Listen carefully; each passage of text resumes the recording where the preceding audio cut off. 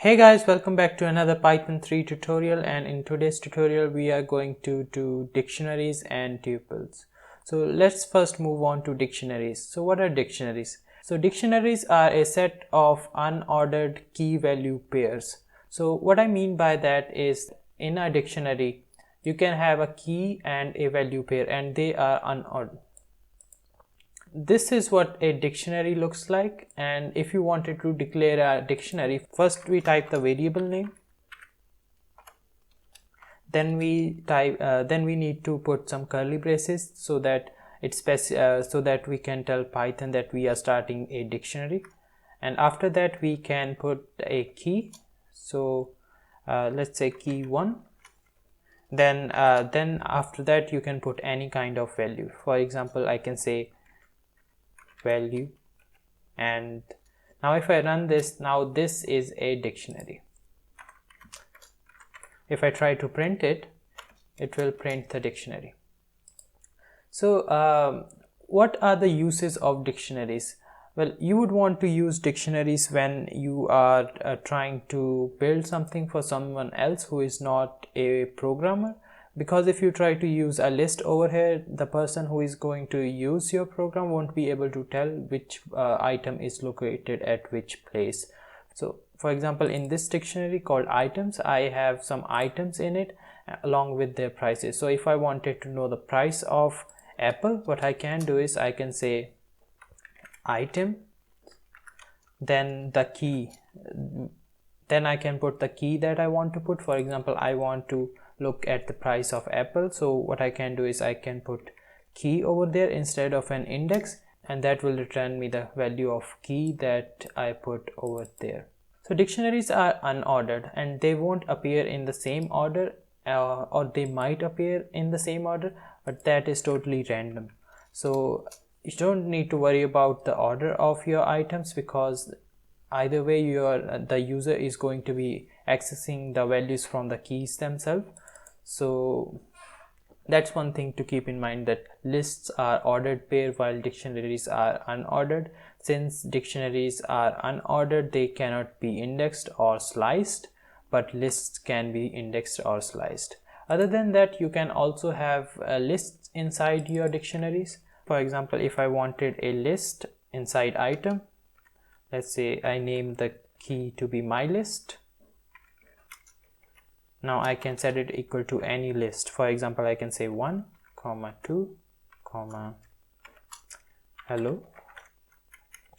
Now if I run this and look at list, my dictionary again, then it will have a list inside it.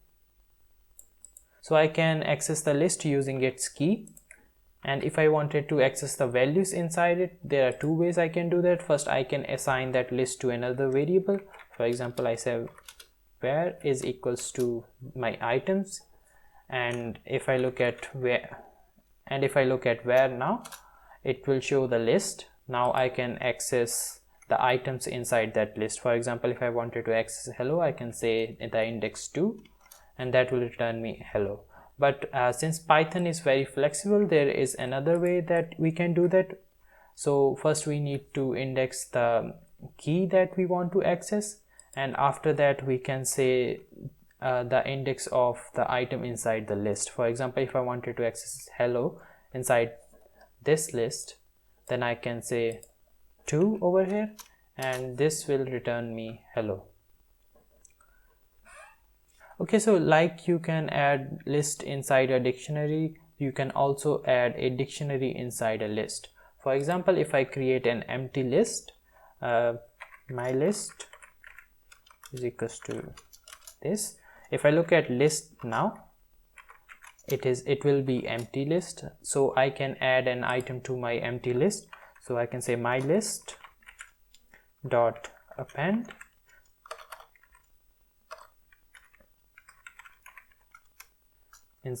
so now I can append my dictionary inside my list by giving the name of the dictionary or the variable name of the dictionary. So items, and if I run this and try to print my list again, now my list has a dictionary inside it. Now if I wanted to access the elements of dictionary, first I need to access the index at which dictionary is located, so 0, and this will return me the dictionary itself. Now I can access anything inside the dictionary using the keys. So if I say apple, and that will return me the price of apple. But if I wanted to access the list inside my dictionary, so I can say my list, that is a key where that list is located, and that will return me the list again. So now I can again put one more square brackets over there, and if I wanted to access any value, I can just put the index of that value inside the list, and that will return me that value. So other than that, there are some built-in functionalities that are available to us in dictionaries, and if you wanted to look at all the functions that are available to us for a dictionary, you can say you can write the name of the dictionary, so items, then dot, then if you press tab, that will give you all the functions that are available for you inside a dictionary. So if I use this function items, and this will return me a list of key value pairs inside that dictionary. So this pair is enclosed inside a tuple, so by default the items function will return you a list of tuples. So we haven't done tuples yet, but we are going to do it later on in this lecture. So until then, just know that these are tuples. So other than that, I can also access the keys of my dictionary. If I wanted to display all the keys inside my dictionary, what I can say is items.keys, and that will return me a list of all the keys that I have inside my dictionary.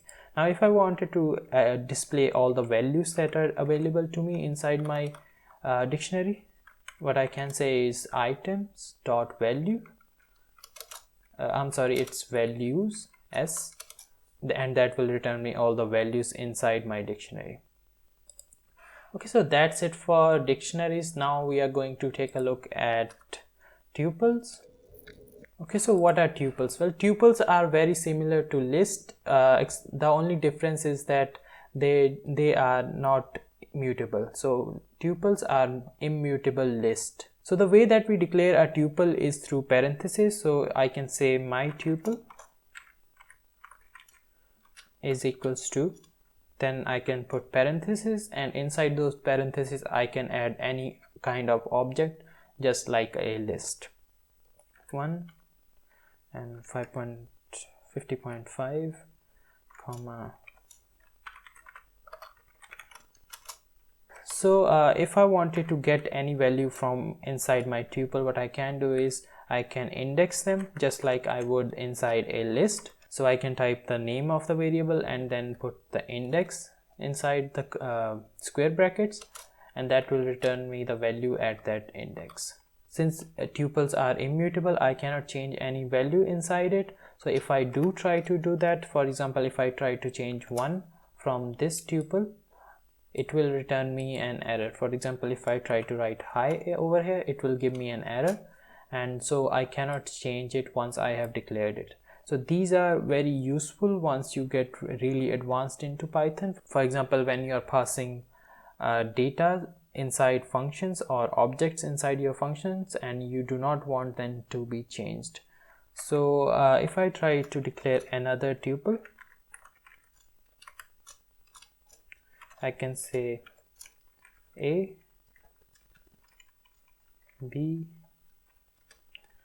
comma C, and then A again. So now if I try to return my tuple, it will return me the tuple in the same order as I have entered the elements, and if I wanted to access any element, I can just put the index of that element. For example, if I wanted to access B, what I can do is I can say my tuple, then inside the square brackets I can type 1, that is the index of B, and it will return me that element.